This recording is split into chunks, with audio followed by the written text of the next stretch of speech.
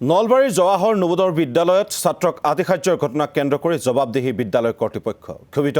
অভিভাৱকে বিদ্যালয়লৈ আহি জবাবদিহি কৰিলে বিদ্যালয়খনৰ কৰ্তৃপক্ষক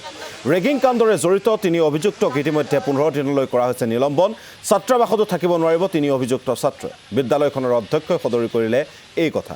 নলবাৰীৰ বানেকুছিৰ জৱাহৰ নবোদয় বিদ্যালয় এতিয়া মদ ভাঙৰ আড্ডাস্থলীলৈ পৰিণত হোৱাৰ অভিযোগ উত্থাপন কৰি উত্তপ্ত পৰিস্থিতিৰ সৃষ্টি কৰে অভিভাৱকসকলে বাহিৰৰ মানুহে কৈছিলে যে নবোদয় বিদ্যালয় বোলে খুব ভয়ংকৰ পৰিস্থিতি মদ ভাং ড্ৰাগছ পৰ্যন্ত চলে আমি গম পোৱা নাছিলোঁ আমাৰ ল'ৰাই যেতিয়া ক্লাছ 6ত পঢ়ে 7 পালে আমি গম পোৱা নাছিলোঁ কিন্তু 8 পোৱালৈকে গম পালোঁ যে পৰিৱেশ খুবেই বেয়া আৰু চিনিয়ৰ ল'ৰাবিলাকে বা ছোৱালীবিলাকো হোষ্টেলত ছোৱালীবিলাকো আনকি ৰাতি 12টা এটালৈকে ছোৱালীবিলাকক থিয় কৰাই থৈ দিয়ে ৰাতি শুব নোৱাৰে ইয়াত খাদ্য যদিও ভাল খাদ্য খায় কিন্তু আমি দেখাব ল'ৰা ছোৱালী শুকাই খিনাই গৈছে কাৰণ বেলেগ একো নহয় সিনিয়ৰ ছাত্ৰবিলাকে যথেষ্ট অত্যাচাৰ কৰে ইয়াৰ মানে যিখন আমাৰ নেশ্যনেল হাইৱেছত থকা ধাবাত যায় মদ খাব যায় আনকি আমাৰ গাঁৱৰ মানুহবিলাকো পায় ৰাতি ধৰি আনে শিলগোসানী সভাতো আমাৰ দুই চিনাকি ল'ৰা 4-5 জনক পাইছিলে ৰাসতো যায় থিয়েটাৰ চাইও আহে ইয়াত মানে যিটো সিকিউৰিটি ব্যৱস্থা প্ৰশাসন বুলি কোনো একো বস্তুৱে নাই আমি যিমান দূৰ গম পালোঁ 15 মোক ফোন কৰিছে ইয়াত 4জন টিচাৰ আছে 10টা 15 পিছত মই আহিছোঁ 10টা 40ত 12টা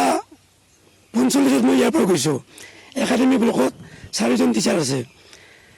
10টা বজাৰ পিছত মানে একাডেমি ব্লকৰ মানে হাউচ ৰুমত ইয়াৰ শিক্ষকে যাবলৈ ভয় কৰে আৰু ইয়াত মেডিকেল যোৱা মানে দৈনন্দিন ঘটনা মানে আমি যেনেকৈ ভাত খাওঁ যেনেকৈ দৈনন্দিন খাওঁ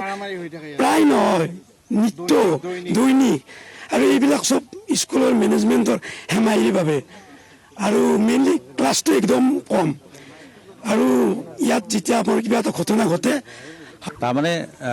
আমি যেটো ৰিসেন্টলি যেটো ঘটনা ঘটিছে তাতে আমাৰ এজন জুনিয়ৰ ষ্টুডেণ্টৰ লগত আমাৰ সিনিয়ৰ ক্লাছ 10ৰ মাজত এটা বাগ বিতণ্ডাৰ ফালৰ পৰা তেওঁলোকৰ খেলি থকা অৱস্থাতে এইটো হৈছিল আৰু পিছলৈ গৈ হেতু বাঢ়ি যোৱাৰ পিছত ইহঁতে মানে ক্লাছ 10ৰ ষ্টুডেণ্টে সেই ষ্টুডেণ্টৰ ওপৰত হাতটো উঠাইছিল যেটো আমাৰ সিস্টেমত একদম টোটালি প্ৰহিবিটেড মানে আমাৰ সিস্টেম হল এনেকুৱা যত আমি কৰ্পোৰেল পানিশমেন্ট ইজ টোটালি প্ৰহিবিটেড বৰ্তমানে আমি যেহেতু তেওঁলোকে ক্লাছ 10ত পঢ়ি আছে তো 9ত পঢ়ি থকা হলে আমি লগে লগে টিচিও দিব পাৰে যেহেতু এটা 10ত পঢ়ি আছে আমাৰ কাৰণে অলপ অসুবিধা হৈছে কি তেওঁলোকৰ ৰেজিষ্ট্ৰেচনৰ কথা আছে সেই কাৰণে তেওঁলোকক আমি সাসপেন্ড কৰি ৰাখিছো আৰু আমি তেওঁক ফাৰ্দাৰ মানে আমাৰ একাডেমিক ব্লকতহে অকল পঢ়িবৰ কাৰণে আহিব পাৰিব কিন্তু তেওঁ কিন্তু হোষ্টেলত যাব নোৱাৰে কিমান দিনৰ কাৰণে সাসপেন্ড কৰিছে এটা আমাৰ সিস্টেমত 15 দিন আছে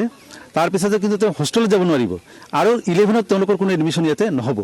মই ইয়াতে নতুনকৈ আহিছো কিন্তু মই থকা অৱস্থাত আমাৰ ছাত্ৰ ছাত্ৰীসকলৰ মাজত ঘটনা এইটোৱে প্ৰথম মানে ডাঙৰ ঘটনা